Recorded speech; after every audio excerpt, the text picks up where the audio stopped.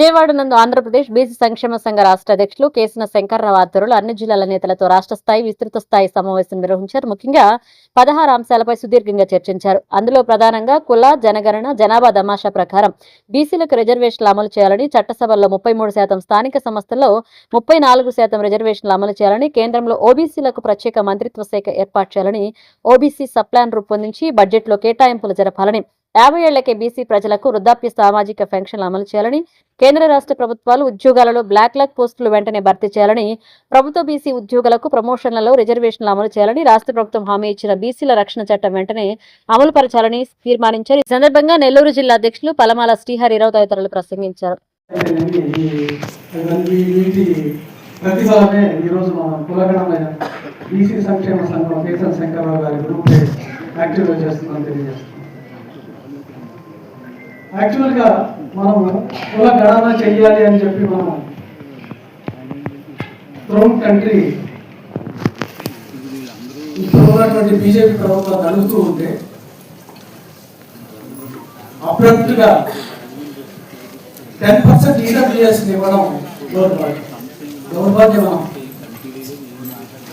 మనం ఏ రోజైతే ఈడబ్ల్యూఎస్ మీరు చేసింది తప్పు అని మనం క్వశ్చన్ చేయడం మొదలు పెట్టామో ఆ రోజే ఈ బీసీలు కూడా కులగణన చేయాలనేటువంటి ఒక ఒపీనియన్కి వచ్చారు. ఇక్కడ మోసం ఒకటి ఉంది, మీరు గమనించలేదు. ఎస్సీకి ఎస్సీ రిజర్వేషన్ అని, ఎస్టీలకి ఎస్టీ రిజర్వేషన్ అని, బీసీలకి బీసీ రిజర్వేషన్ అని, ఓసీలకి మాత్రము ఎకనామికలీ వీకర్ సెక్షన్ అట. మరి బీసీలో క్రిమినల్ అయ్యారు, అందులో కూడా ఎకనామికల్ తీసుకున్నప్పుడు మందు కూడా ఈడబ్ల్యూఎస్ కింద పెట్టచ్చు కదా. మరి ఎంత మోసపూరితంగా ఓసీలు చేస్తున్నారు సెంట్రల్ అనేది ఇదే నిదర్శనం. అంటే ఓసీల యొక్క తెలివి అంటే వాళ్ళు మాత్రమే ఎకనామికల్ వీకర్ సెక్షన్, మిగతా వాళ్ళు కాదా? అందరికీ పెట్టండి ఎకనామికల్ వీకర్ సెక్షన్. అందుకే నా రిక్వెస్ట్ ఏంటంటే ఈడబ్ల్యూఎస్ అనే పేరు తీసి ఓసీ రిజర్వేషన్ పెట్టమని, అప్పుడు సరిపోదు.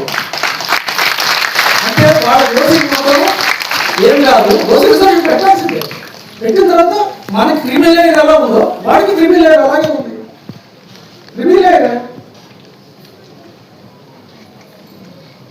కాబట్టి మనం ఈడబ్ల్యూఎస్ తీసేసి ఓసీ రిజర్వేషన్ అని పెట్టమనడంలో తప్పు లేదని నేను అనుకుంటున్నాను. దీనివల్ల ఈ ఓసీస్ రిజర్వేషన్లో ఇచ్చేటప్పుడు సెంట్రల్ గవర్నమెంట్ ఏ స్టేట్లో ఎంతమంది ఉన్నారో తెలియకుండానే త్రూ కంట్రీ ఇంప్లిమెంట్ చేసేస్తారు. కొన్ని స్టేట్స్ అయితే ఓసీ ఈవెన్ 3 or 4% లేదు, కొన్ని స్టేట్స్లో 20% ఉన్నారు. మరి ఏ బేసిస్ పైన ఆ విధంగా వాళ్ళు ఇవ్వడం జరిగింది? మనం మీరు చూసారో లేదో, మొన్న ఎంప్లాయ్మెంట్లో డిఎస్సి ఎగ్జామ్స్ జరిగినప్పుడు 16,000 పోస్టులు క్రియేట్ చేశారు. 16,000 పోస్టులు ఇవ్వడం జరిగింది. మరి 16,000 పోస్టులు ఈడబ్ల్యూఎస్ 10% పోయినప్పుడు అటు బీసీ ఎస్సీ ఎస్టీస్ పోస్ట్ పోయాయి కదా. మరి సుప్రీంకోర్టు 50% పైన ఉంటే సుప్రీంకోర్టులో మన వాళ్ళు బిల్ వేసినప్పుడు ఈడబ్ల్యూఎస్కి మీరు దానికి ఆన్సర్ ఏం చెప్పింది అంటే సుప్రీంకోర్టు 10% ఇస్తూ సపోజ్ 16,000 పోస్టులు ఉంటే ఇంకొక 10% అడిషనల్ పోస్టులు 16,000 పోస్టులు ఇచ్చిన తర్వాతే ఈడబ్ల్యూఎస్ ఇంప్లిమెంట్ చేయండి అన్నట్టుగా ఉంది. దాని కరెక్ట్గా నాకు తెలియదు, దాని మీనింగ్ అది. మరి అటువంటిప్పుడు మరి ఈ డేటా కూడా మనకి చాలా ఇంపార్టెంట్. యాక్చువల్గా మన స్టేట్ హెడ్ క్వార్టర్లో ఉన్నటువంటి మన వాళ్ళు ఇన్ఫర్మేషన్ యాక్ట్ ప్రకారంగా తీసుకొని అసలు ఎన్ని పోస్టులు ఉన్నాయి ఏంది అనే దానిపైన కూడా మన వాళ్ళు ఆ డేటా అంతా తీసుకొని ఈడబ్ల్యూఎస్లో మార్క్స్ ఏ బేసిస్ పైన వాళ్ళకి ఇస్తున్నారు, వాళ్ళు తీసుకునేటువంటి ఇన్కమ్ సర్టిఫికేట్లు ఎవరిస్తున్నారు, అసలు ఇన్కమ్ సర్టిఫికేట్లు ఎవరిస్తున్నారు, ఎంఆర్ఓ ఇస్తున్నారు. ఒక విలేజ్లో ఒక పూరెస్ట్ ఓసీ ఉంటే అతనికి ఏం లేకపోయినా ఇంకొక అతనికి 50 acres ఉన్నట్టుకి అతనికి మన ఇన్కమ్ సర్టిఫికేట్ ఇచ్చారు. కానీ అతను ఆ పూర్ ఫెలోకి తక్కువ మార్కులు ఉన్నా కూడా ఎక్కువ మార్కులు వచ్చినా కూడా ఇతనికి తక్కువ మార్కులు వచ్చినా కూడా ఇతను ఓసీ అంటే ఒక క్లారిటీ లేదు.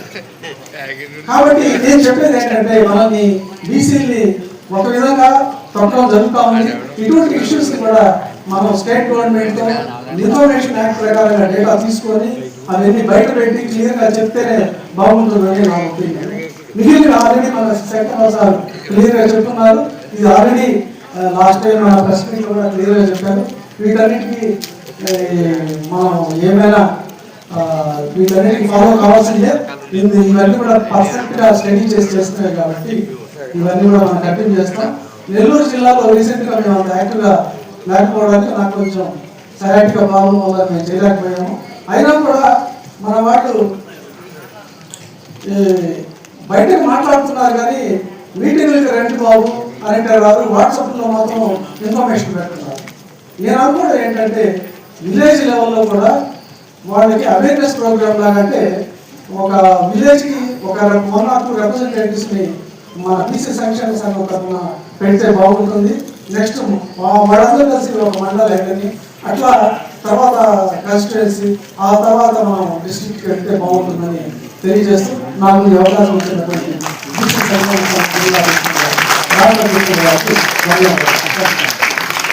వెళ్ళొద్దు అనేటువంటి విషయాన్ని ఆ రోజున హైకోర్టు న్యాయమూర్తి చెప్పాడు.